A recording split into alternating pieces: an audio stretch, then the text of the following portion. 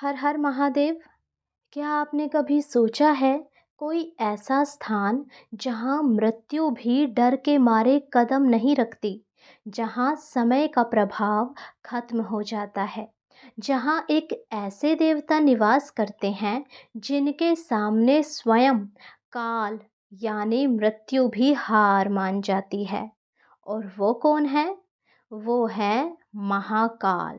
और ये कथा उज्जैन में स्थित महाकालेश्वर ज्योतिर्लिंग की है, जो कि 12 ज्योतिर्लिंगों में से तीसरा ज्योतिर्लिंग है, पर शक्तियों में अद्वितीय, जहाँ सिर्फ शिव नहीं, कालों के काल स्वयं विराजमान है। उज्जैन एक ऐसा नगर जो सप्तपुरियों में से एक है, जहाँ काल चक्र रुक जाता है और भक्ति की धारा अनंत हो जाती है। यह वही भूमि है जहाँ भगवान श्री कृष्ण ने अपनी शिक्षा ग्रहण की थी, जहाँ काल, कर्म और मृत्यु भी शिव के आदेश से ही चलते हैं। बहुत समय पहले उज्जैन, जिसे तब अवंतिका कहा जाता था, उसमें एक धर्मपरायण ब्राह्मण रहते थे। उनके 3 पुत्र थे और सभी वेद शास्त्रों के ज्ञाता, संस्कारी और शिव के परम भक्त। दिन रात भगवान शिव की पूजा में लीन रहते थे। उसी काल में एक भयंकर राक्षस था जिसका नाम था दूषण। उसे ब्रह्मा जी से वरदान प्राप्त था कि कोई भी देवता या मनुष्य उसका वध नहीं कर सकता। दूषण धीरे धीरे अत्याचार करने लगा। वह साधु संतों को सताने लगा, यज्ञ वेदियों को तोड़ने लगा, मंदिरों को जलाने लगा, और जो कोई भी साधु उन्हें तपस्या करता, भगवान की प्रार्थना करता मिलता, उसी समय उसे मार देता और उसके सारे पूजा सामग्रियों को नष्ट कर देता। और इस तरह उस दूषण का आतंक चारों ओर फैलने लगा। उसी बीच वो ब्राह्मण भी शिव जी की पूजा में लीन रहता, परंतु कभी भी उसके मन में ये डर नहीं आया कि उसे शिव पूजा छोड़ देनी चाहिए। परंतु कुछ लोगों ने उसके भय से पूजा छोड़ दी और कुछ लोग उसके हाथों से मारे गए। दूषण का अत्याचार दिन प्रतिदिन बढ़ने लगा। डरे हुए ब्राह्मणों ने एक रात एकांत में बैठकर महादेव को पुकारा।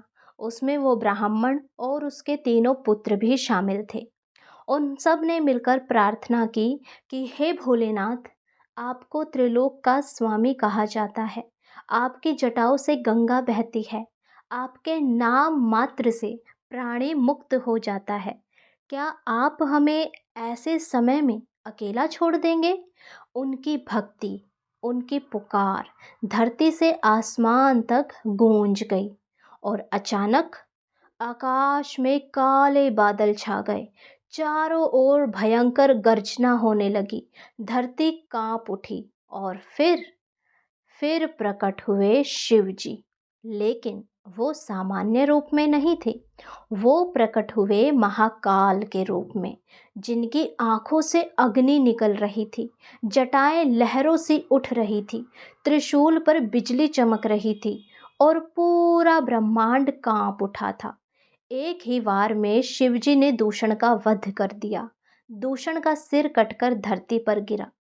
तब महादेव ने घोषणा की, आज से मैं इस स्थान पर स्वयं महाकाल बनकर निवास करूंगा।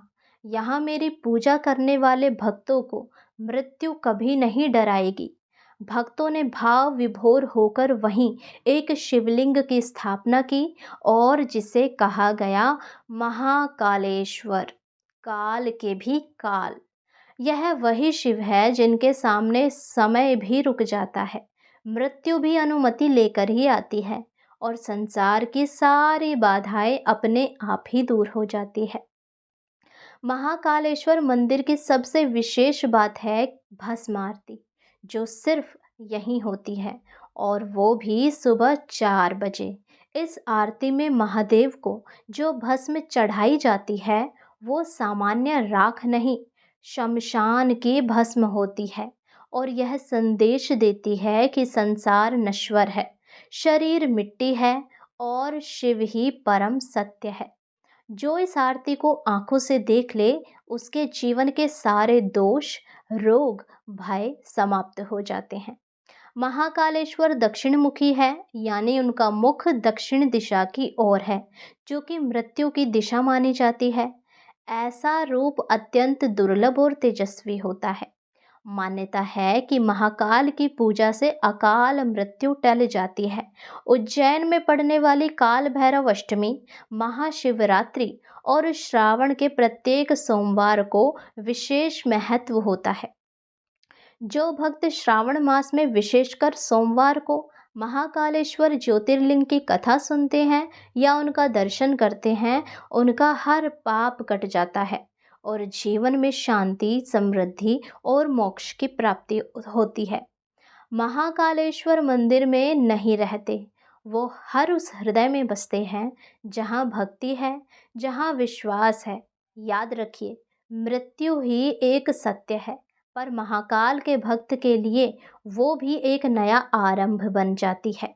हर हर महादेव, जय श्री महाकाल। यदि आपको ये कथा अच्छी लगी हो तो चैनल को सब्सक्राइब करें, वीडियो को लाइक करें, कमेंट बॉक्स में महादेव की जय अवश्य लिखें।